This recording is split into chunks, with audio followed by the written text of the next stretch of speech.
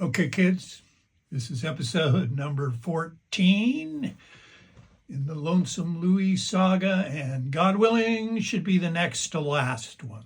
So, I weaseled a couple $100 in severance pay out of Louie, and I figured that for as long as he was around town anyway, that I'd see him occasionally in the future.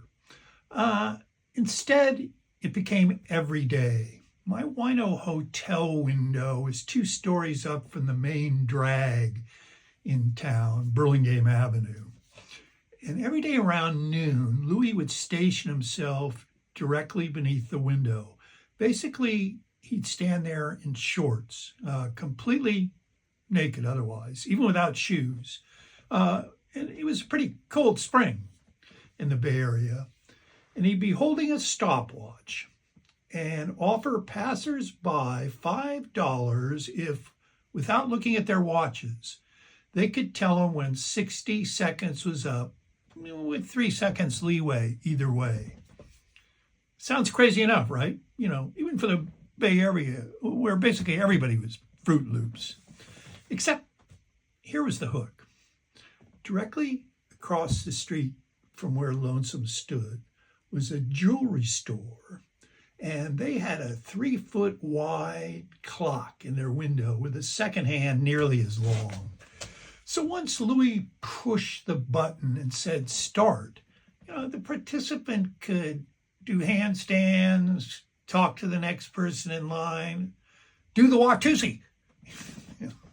I saw variations on all those over time. And it didn't matter because they could still tell Louis when the 60 seconds was up just by keeping that second hand in the periphery of their vision. And they all did, They all cheated. There'd be lines 10 deep, mostly broke hippies, on the avenue waiting their turn. Hell, Gumbo was there every day, twice a day when he could get away with it.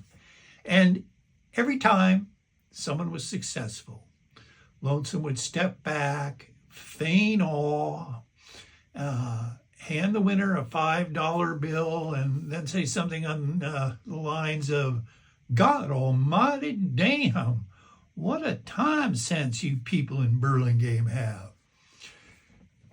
See, this is the real reason writing fiction wasn't working for me. What did Peter DeVries say? Life is a zoo inside a jungle. If that wasn't my life,